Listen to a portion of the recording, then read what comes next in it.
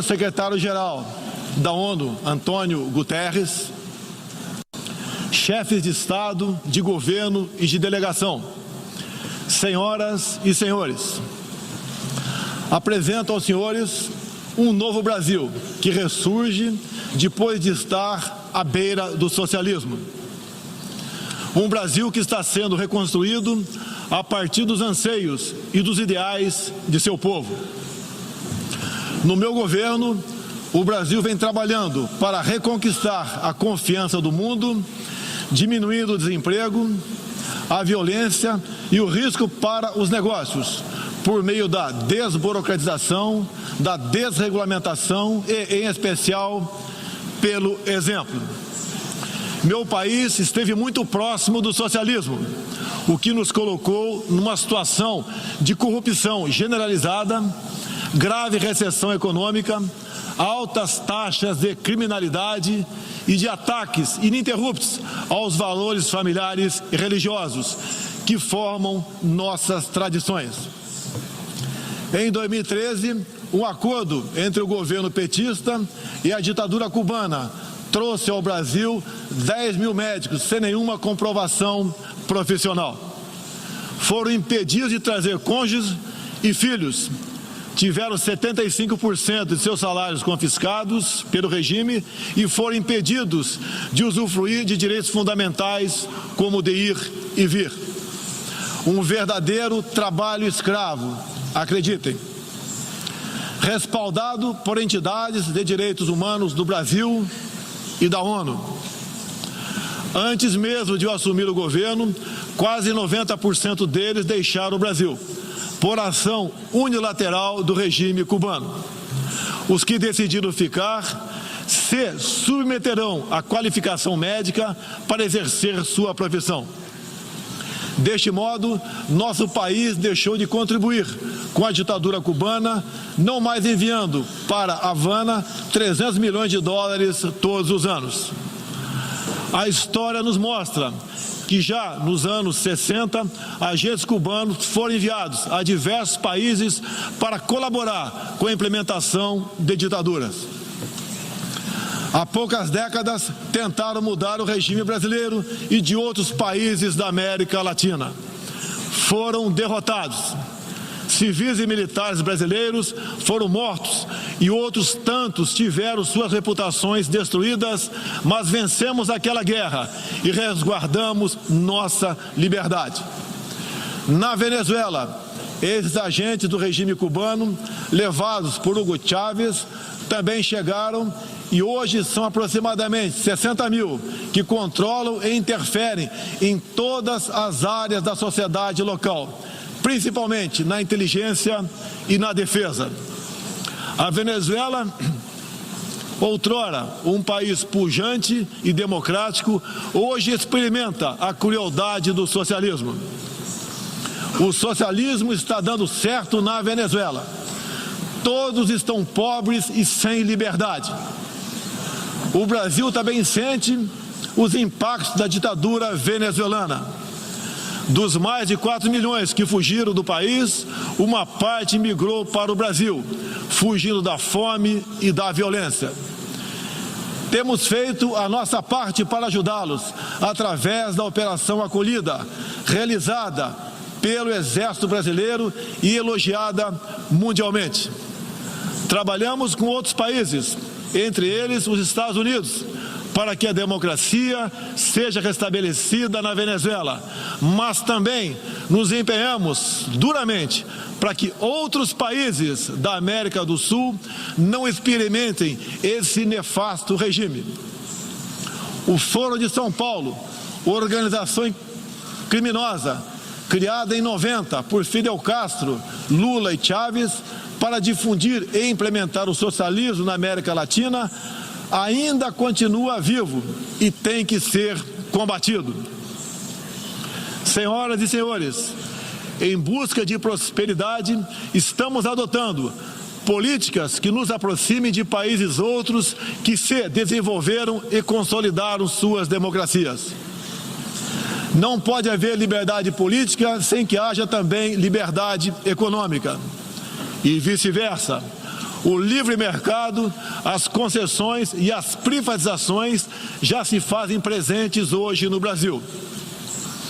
A economia está reagindo ao romper vícios e amarras de quase 2 décadas de irresponsabilidade fiscal, aparelhamento do Estado e corrupção generalizada. A abertura, a gestão competente e os ganhos de produtividade são objetivos imediatos do nosso governo. Estamos abrindo a economia e nos integrando às cadeias globais de valor. Em apenas 8 meses, concluímos os 2 maiores acordos comerciais da história do país, aqueles firmados entre o Mercosul e a União Europeia, e entre o Mercosul e a Área Europeia de Livre Comércio, o EFTA. Pretendemos seguir adiante com vários outros acordos nos próximos meses. Estamos prontos também para iniciar nosso processo de adesão à Organização para a Cooperação de Desenvolvimento Econômico, OCDE. Já estamos adiantados, adotando as práticas mundiais mais elevadas em todos os terrenos, desde a regulação financeira até a proteção ambiental. Senhorita Isani Calapalo, indígena aqui presente do Brasil, agora vamos falar de Amazônia. Em primeiro lugar, meu governo tem o compromisso solene com a preservação do meio ambiente e do desenvolvimento sustentável em benefício do Brasil. O Brasil é um dos países mais ricos em biodiversidade e riquezas minerais. Nossa Amazônia é maior que toda a Europa Ocidental e permanece praticamente intocada. Prova de que somos um dos países que mais protege o meio ambiente. Nessa época do ano, o clima seco e os ventos favorecem queimadas espontâneas e também as criminosas. Vale ressaltar que existem queimadas praticadas por índios e populações locais, como parte de sua respectiva cultura e forma de sobrevivência. Problemas qualquer país os tem. Contudo, os ataques sensacionalistas que sofremos por grande parte da mídia internacional, devido aos focos de incêndio na Amazônia, despertaram nosso sentimento patriótico. É uma falácia dizer que a Amazônia é patrimônio da humanidade e um equívoco, como atestam os cientistas, afirmar que a Amazônia, a nossa floresta, é o pulmão do mundo. Valendo-se dessas falácias, um ou outro país, em vez de ajudar, embarcou nas mentiras da mídia e se portou de forma desrespeitosa com espírito colonialista. Questionaram aquilo que nos é mais sagrado, a nossa soberania. Um deles, por ocasião do encontro do G7, ousou sugerir aplicar sanções ao Brasil sem sequer nos ouvir. Agradeço àqueles que não aceitaram levar adiante essa absurda proposta. Em especial, o presidente Donald Trump, que bem sintetizou o espírito que deve reinar entre os países da ONU: respeito à liberdade e à soberania de cada um de nós. Hoje, 14% do território brasileiro está demarcado como terra indígena, mas é preciso entender que nossos nativos são seres humanos, exatamente como qualquer um de nós. Eles querem e merecem usufruir dos mesmos direitos de que todos nós. Quero deixar claro, o Brasil não vai aumentar para 20% sua área já demarcada como terra indígena, como alguns chefes de Estado gostariam que acontecesse. Existe no Brasil 225 povos indígenas, além de referências de 70 tribos vivendo em locais isolados. Cada povo ou tribo, com seu cacique, sua cultura, suas tradições, seus costumes e, principalmente, sua forma de ver o mundo. A visão de um líder indígena não representa a de todos os índios brasileiros. Muitas vezes, alguns desses líderes, como o cacique Raoni, são usados como peça de manobra por governos estrangeiros na sua guerra informacional para avançar seus interesses na Amazônia. Infelizmente, algumas pessoas de dentro e de fora do Brasil, apoiadas por ONGs, temem tratar e manter nossos índios como verdadeiros homens das cavernas. O Brasil agora tem um presidente que se preocupa com aqueles que lá estavam antes da chegada dos portugueses em 1500. O índio não quer ser latifundiário, pobre em cima de terra rica, especialmente das terras mais ricas do mundo. É o caso das reservas Yanomami e Raposa Serra do Sol.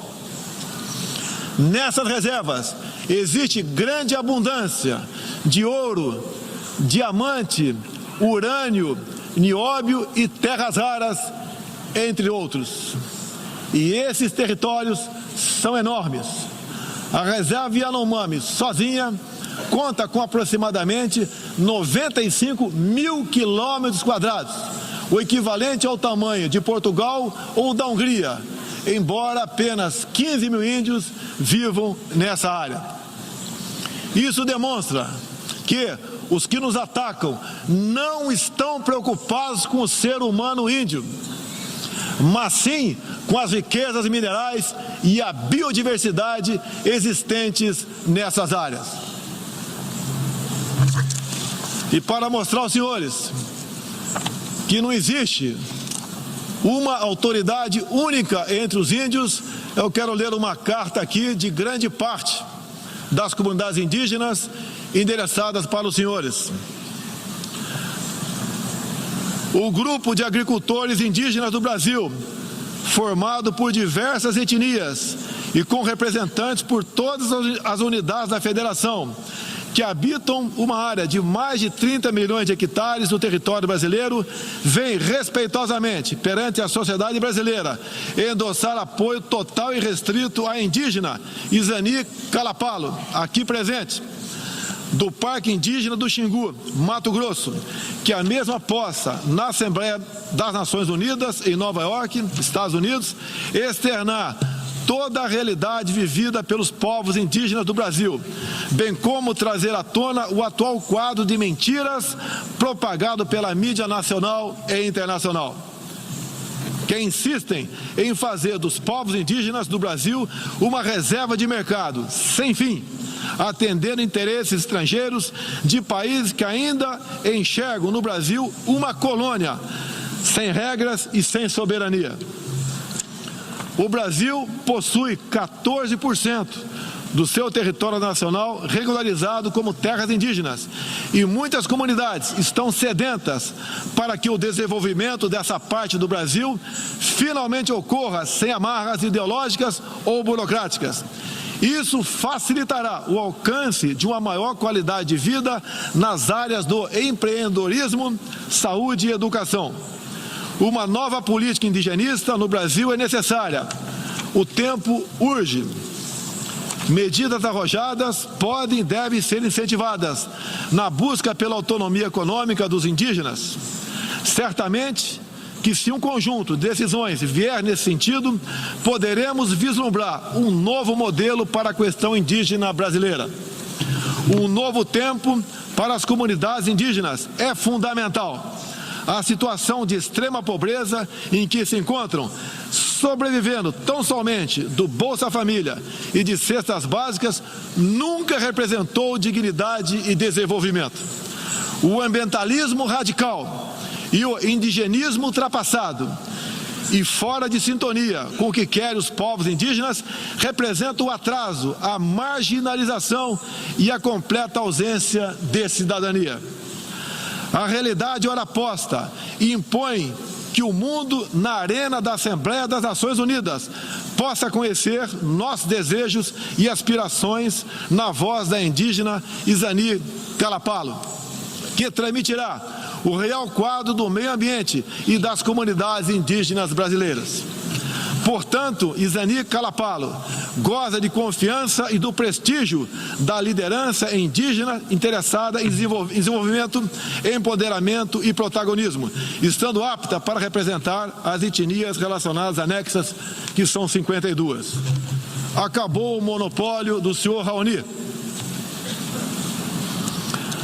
A Organização das Nações Unidas teve papel fundamental na superação do colonialismo e não pode aceitar que essa mentalidade regresse a estas salas e corredores sob qualquer pretexto.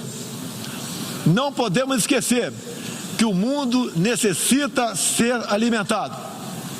A França e a Alemanha, por exemplo, usam mais de 50% de seus territórios para a agricultura. Já o Brasil usa apenas 8% de terras para a produção de alimentos. 61% do nosso território é preservado.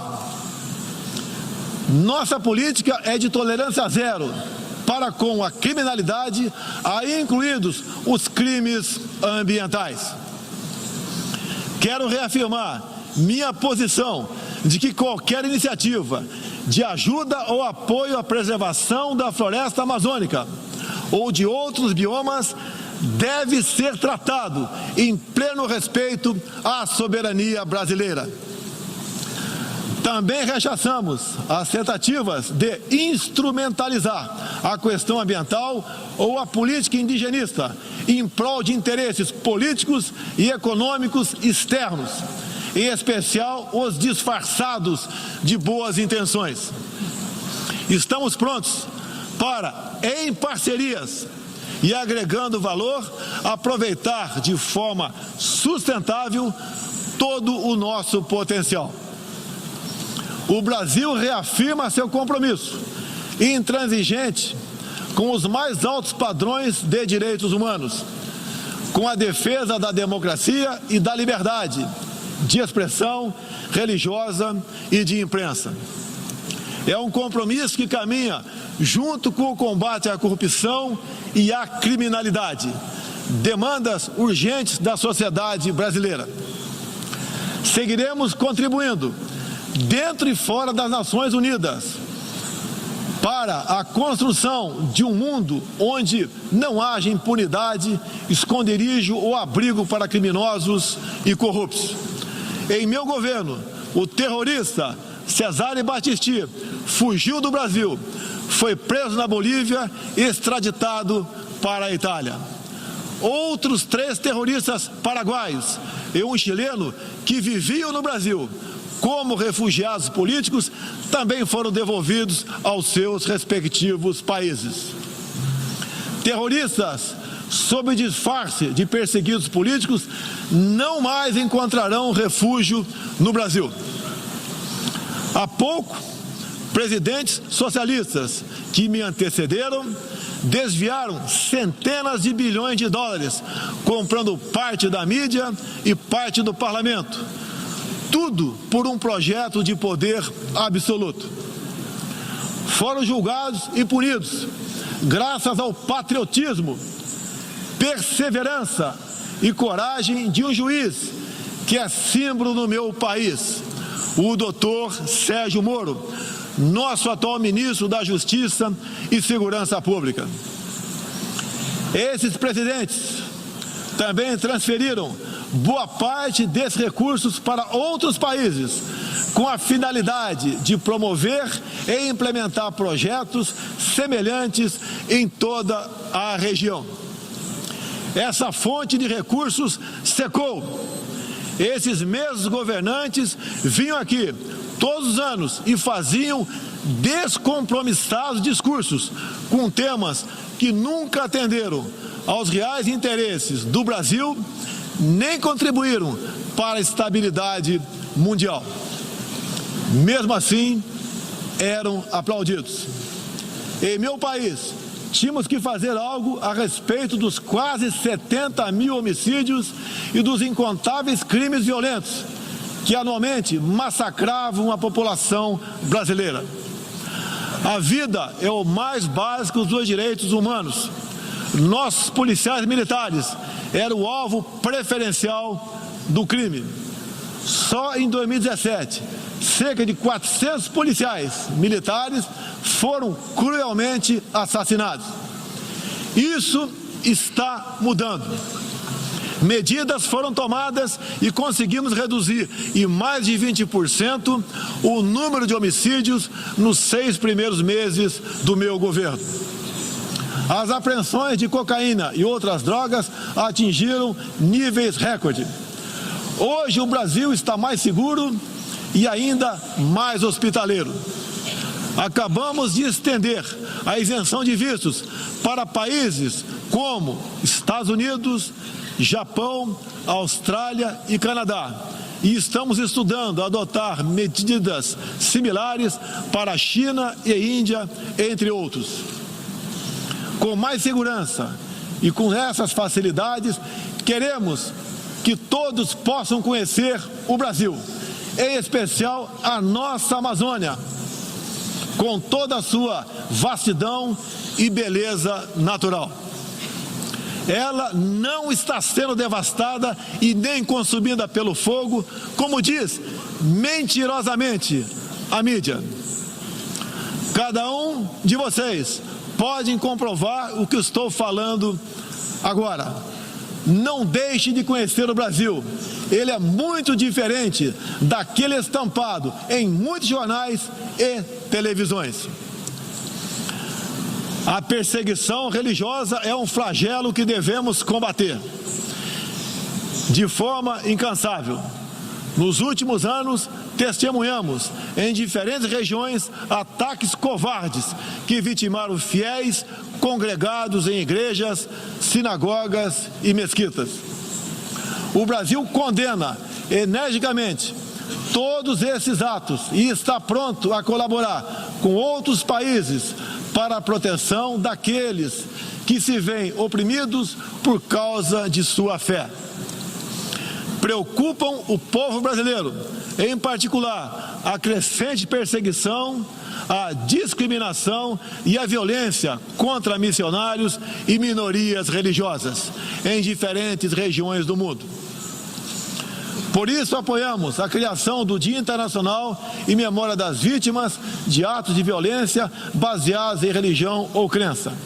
Nessa data, recordaremos anualmente aqueles que sofrem as consequências nefastas da perseguição religiosa.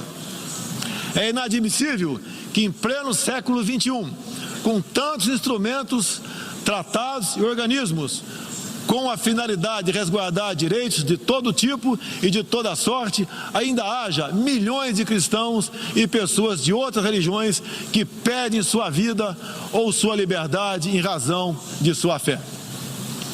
A devoção do Brasil à causa da paz se comprova pelo sólido histórico de contribuições para as missões da ONU. Há 70 anos, o Brasil tem dado contribuição efetiva para as operações de manutenção da paz das Nações Unidas. Apoiamos todos os esforços para que essas missões se tornem mais efetivas e tragam benefícios reais e concretos para os países que as recebem. Nas circunstâncias mais variadas, no Haiti, no Líbano, na República Democrática do Congo, os contingentes brasileiros são reconhecidos pela qualidade de seu trabalho e pelo respeito à população, aos direitos humanos e aos princípios que norteiam as operações de manutenção de paz. Reafirmo nossa disposição de manter contribuição concreta às missões da ONU, inclusive no que diz respeito ao treinamento e à capacitação de tropas, área em que temos reconhecida experiência.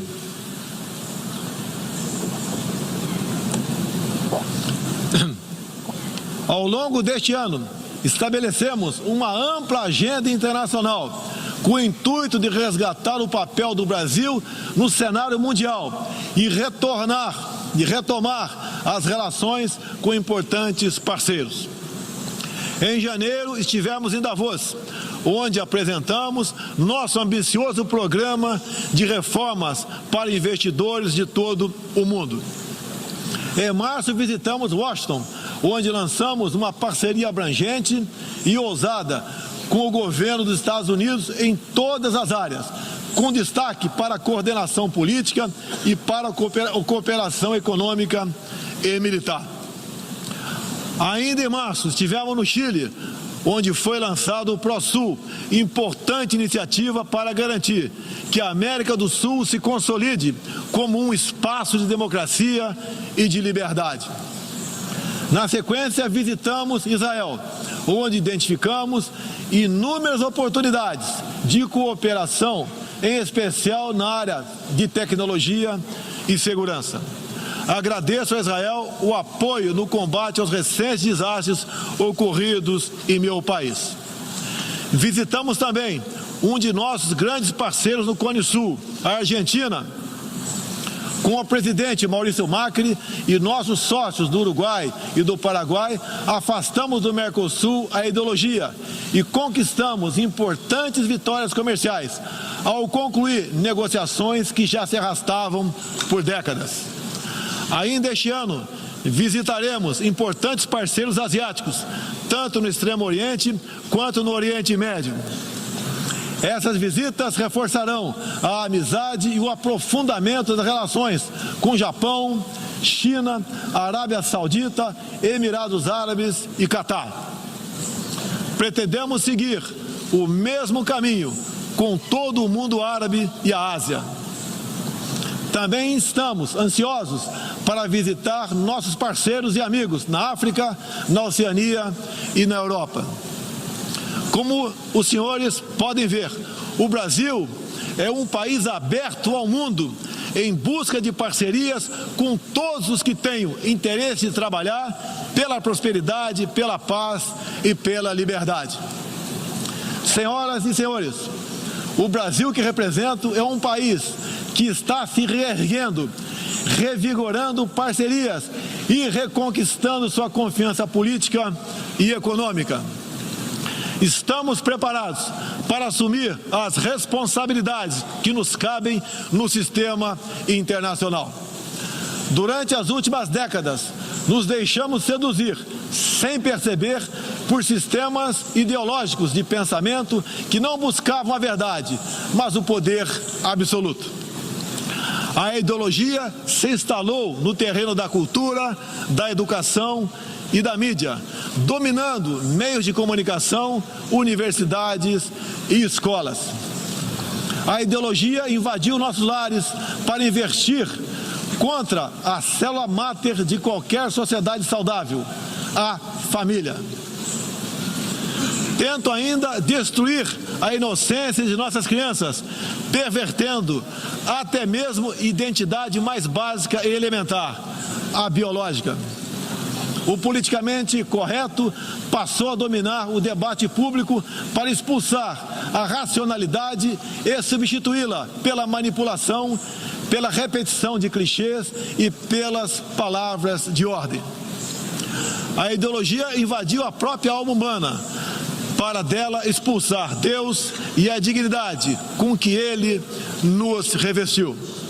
E, com esses métodos, essa ideologia sempre deixou um rastro de morte, ignorância e miséria por onde passou. Sou prova viva disso. Fui covardemente esfaqueado por um militante de esquerda e só sobrevivi por um milagre de Deus. Mais uma vez, agradeço a Deus pela minha vida.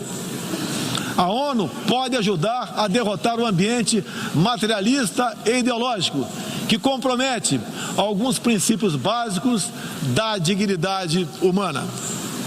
Essa organização foi criada para promover a paz entre nações soberanas e o progresso social com liberdade, conforme o preâmbulo de sua carta. Nas questões do clima, da democracia, dos direitos humanos, da igualdade de direitos e deveres entre homens e mulheres, e em tantas outras, Tudo o que precisamos é isso: contemplar a verdade seguindo João 8,32. E conhecereis a verdade, e a verdade vos libertará. Todos os nossos instrumentos, nacionais e internacionais, devem estar direcionados, em última instância, para esse objetivo. Não estamos aqui para apagar nacionalidades e soberanias, em nome de um interesse global abstrato. Esta não é a organização do interesse global, é a Organização das Nações Unidas. Assim deve permanecer, com humildade e confiante no poder libertador da verdade.